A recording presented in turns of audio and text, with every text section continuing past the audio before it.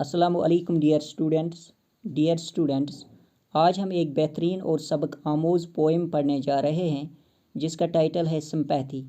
ये poem Charles Mackay ने लिखी है। इस पोएम में पोएट ने बताया है कि सिंपैथी यानी हमदर्दी क्या होती है। तो पोएट ने इस पोएम में समझाया है कि सिंपैथी का मतलब है कि दूसरों के दुख में शरीक होना, और शायर ने ये भी समझाने की कोशिश की है कि सिंपैथी एक ऐसी चीज़ है जिसे धन व दौलत से चुकाया नहीं जा सकता। शायर ने इस नज़म में दो अलग अलग बातें बताई है, और इन दो अलग अलग बातों से शायर इस नतीजे पर पहुंचता है कि प्यार और हमदर्दी का जो वैल्यू है ये धन व दौलत से कहीं बढ़कर है, क्योंकि इसे चुकाया नहीं जा सकता। तो आइए देखते हैं कि शायर इस पोएम में सिंपैथी के बारे में क्या कहते हैं। So let us begin. I lay in sorrow deep distressed, my grief a proud man heard. Lay means पड़ा हुआ, sorrow means sadness यानी दुख। deep distressed means very upset यानी बहुत ज़्यादा तनाव या परेशानी में होना। grief means intense sorrow यानी दुख, बहुत ज़्यादा तकलीफ में होना। Proud man means arrogant man यानी घुमंडी इंसान। यानी शायर जो हैं, शायर इन लाइन्स में कहता है कि मैं बहुत तनाव और दुख में था कि तब एक घुमंडी आदमी ने मेरे दुख को सुना। यानी शायर बहुत ज़्यादा परेशानी में था तो एक घुमंडी आदमी ने उसका जो ये दुख है, उसका ये जो ये तनाव है, तो उस आदमी ने, उस घुमंडी आदमी ने शायर का ये दुख सुना। His looks were cold, he gave me gold. Cold means lacking affection यानी हमदर्दी न होना। इसका मतलब है कि उस शख्स को शायर के तईं कोई रहमदिली नहीं थी। He gave me gold यानी शायर कहता है कि उस शख्स ने अगरचे मुझे सोना दिया, यानी सोने का मतलब है यहाँ पर इसको कंपेयर किया गया है, यानी गोल्ड को कंपेयर किया गया है यहाँ पे दौलत या पैसों से।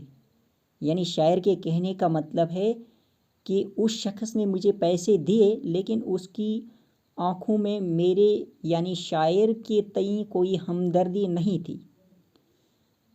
But not a kindly word लेकिन उसने दिलासा मुझे नहीं दिया, यानी उसने मेरी हिम्मत बढ़ाने के लिए एक लफ्ज़ भी नहीं बोला। काइंडली मीन्स काइंड यानी रहम, यानी उस शख्स ने मेरे लिए कोई एक लफ्ज़ भी नहीं बोला है जिससे मेरी हिम्मत जो है वो बढ़ जाती। My sorrow past, I paid him back the gold he gave to me.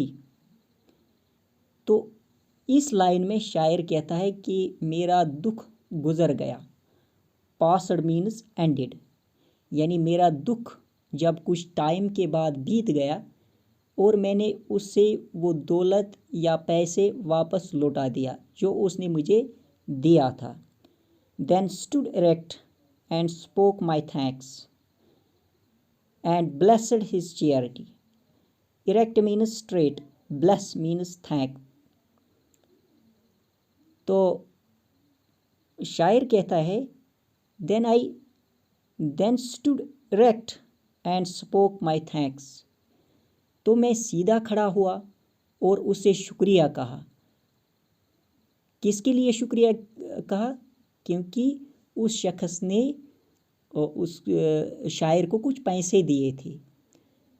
तो शायर कहता है कि उस खैरात के लिए मैंने उसको दुआ दी। ब्लेस मीन्स दुआ देना। चैरिटी मीन्स फूड और help given to the poor, यानी किसी गरीब की माली मदद करना।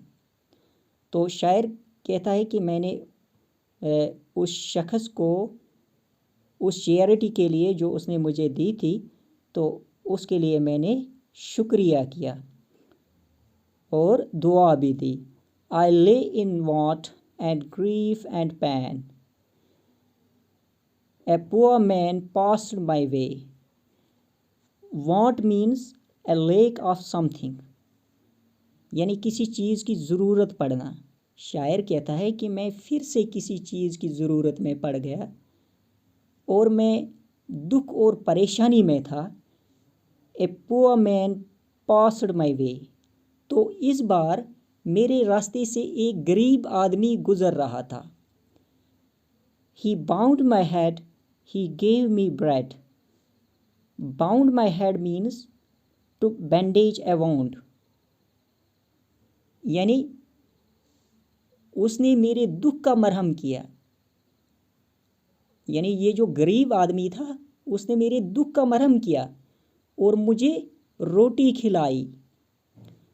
ही watched me night and day, उसने मेरी रात दिन देखभाल की। तो यहाँ पर पोइट कहना चाहता है कि अगर पहले शख्स ने मुझे पैसे दिए और चल दिया, लेकिन इस शख्स ने मेरी देखभाल की, मुझे रोटी खिलाई और मेरे दुख में शरीक हुआ। How shall I pay him back again for all he did to me. तो शायर कहता है कि इस शख्स ने जो हमदर्दी मेरे लिए दिखाई है, मैं इसका ये एहसान कैसे चुकाऊं, क्योंकि उसने जो है उस शख्स ने, उस गरीब शख्स ने मेरे ज़ख़म की मरहम पट्टी की, मेरे दुख की मरहम पट्टी की, मुझे खिलाया और मेरी देखभाल की।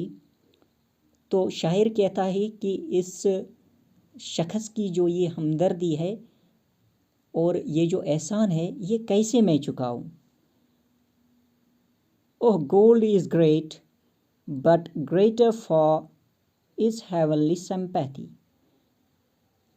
तो इन लास्ट लाइन्स में शायर कहता है कि अरे दौलत माना कि अपनी जगह कीमत रखता है, लेकिन सिंपैथी जो है वो इससे कहीं ज़्यादा कीमती है।